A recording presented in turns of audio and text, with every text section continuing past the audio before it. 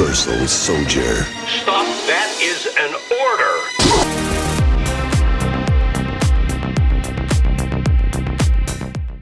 Hey everyone, welcome back to Let's Talk. I'm John and this is Matt. Today we're going to be talking about the 1992 film Universal Soldier, directed by Roland Emmerich, and its brand new 4K from Lionsgate and Studio Canal.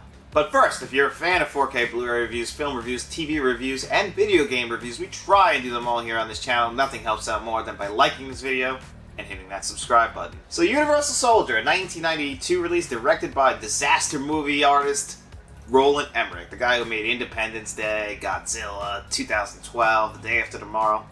One movie me and Matt never saw was Universal Soldier. Right. And Matt, what did you think of it?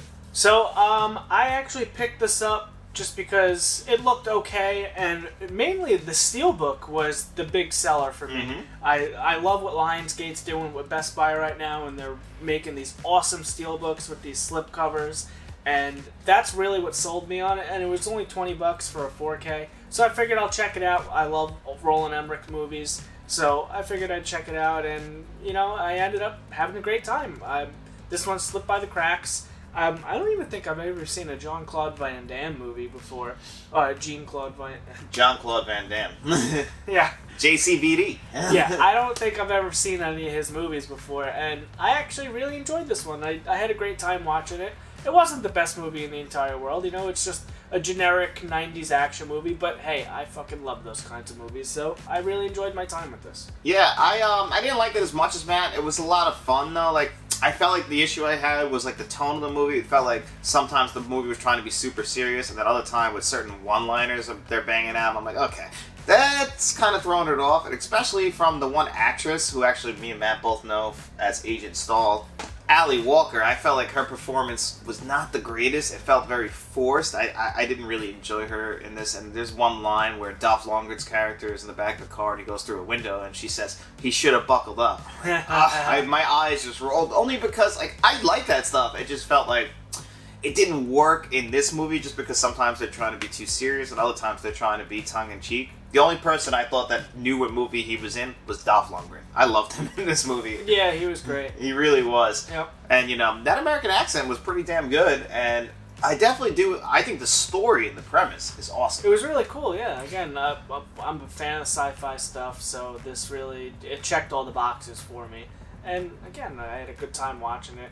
I've seen Dolph Lundgren in, you said Rocky 2 or 3? 4. 4. Yeah. Really? He plays, yeah. That's Rocky 4? Oh, yeah. And that's also the best Rocky movie. How many Rocky movies is there? At this point, as far as Rockies in the main series, there's 6, and then there's also the 2 Creed movies. Which I've never seen.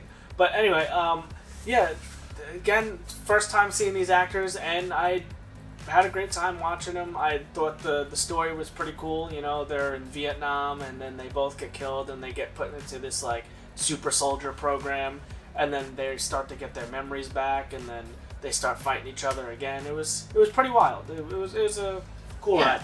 Yeah, it was just, you know, their explanation for things, like, could be a little convoluted. Like, you know, they don't tell you exactly why they have to be in cold air until, like, you know, like, 3/4 of the way through the movie, even though we keep seeing them, they need ice, and then they're in that cold room, because that's what heals them, you know, and everything like that. But I thought it was really well done in the sense that, like, I did enjoy the story.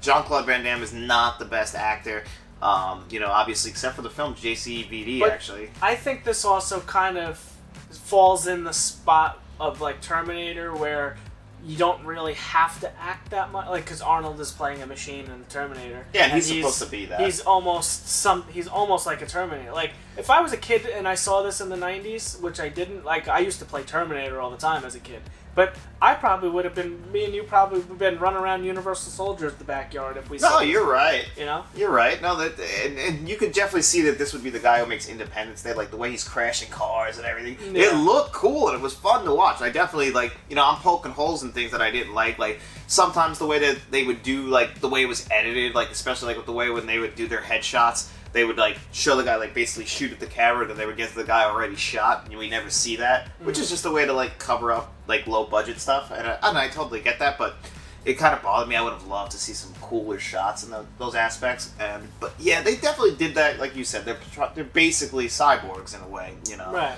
they're not legit cyborgs. Like there's no exoskeleton. And it had that '90s feel where like the tech is like over-engineered, and it's just they did like what the '90s thought future tech would look like. It just I'm a sucker for that. That was cool. I actually that. that stuff I did love. Every time that the other soldiers were able to look through their eyes on the computer screens and they're in like that RV thing, that was awesome. Or the watch that they had that tell them their body temp and stuff. Yeah, that was pretty cool. Those sci-fi elements definitely did work in it, and like I still had fun. Don't get me wrong. This is definitely not a negative review. I just thought that you kind of hyped it up, and I thought it was going to be more. And like usually, I like Roland Emmerich's movies, and I thought that by the time he got to 1996's Independence Day, he found his tone.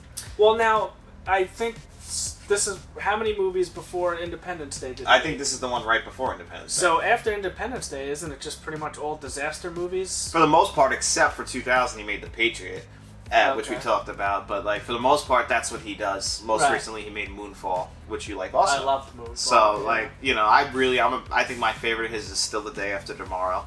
But this is a pretty good one if you're into his kind of movies. Like this is definitely like more of a low budget version of what he does. So it's definitely a smaller story. I think we could both recommend it. And the 4K did look beautiful. Yeah, it was a great looking 4K. And circle back to the beginning, I picked it up solely on the release of this Steelbook. Because, a $20 release, and Studio Canal Studio Canal did have something to do with this. But Lionsgate is the one that's doing stuff with Best Buy right now, with all these awesome releases. They did that not-so-great Terminator 2 one, but the Steelbook was awesome. Cabin in the Woods, they did. What's another one? What's the one we just...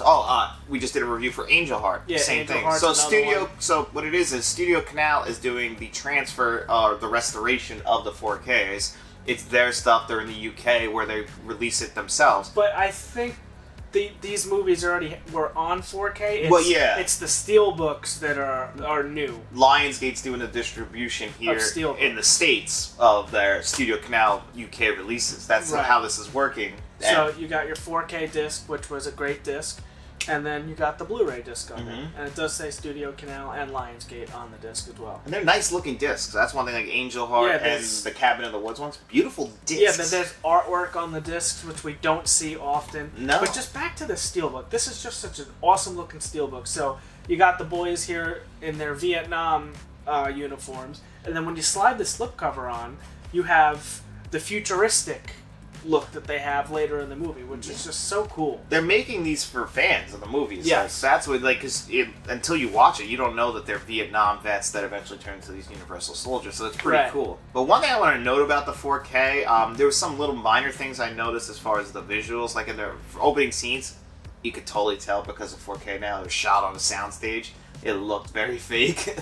And then there's a scene in the car where Ali Walker and jean-claude Van Damme are driving, and every time they cut to Ali Walker, she's lit very well, but he was lit like almost like in like shadowy and like dark. And it's weird how it was kind of juxtaposed like on both sides. I don't know if that was just a filming issue. I can only imagine because I'm sure it's a pretty long scene. But it's weird that they were lit very differently, and I'm sure they shot both of their spots differently, so that's probably why. But it's a weird error to have. Just wanted to bring that up. But anyway, it's a recommendation from both of us. Definitely grab this. I'm going to give this entire 4K set, personally, I'm going to give it a 7.5 out of 10. I'm going to probably go 8 out of 10. I had a great time with the movie, and this Steelbook is super nice. So yeah, I would say pick it up, and it's a great 4K disc to add to your collection. Yep.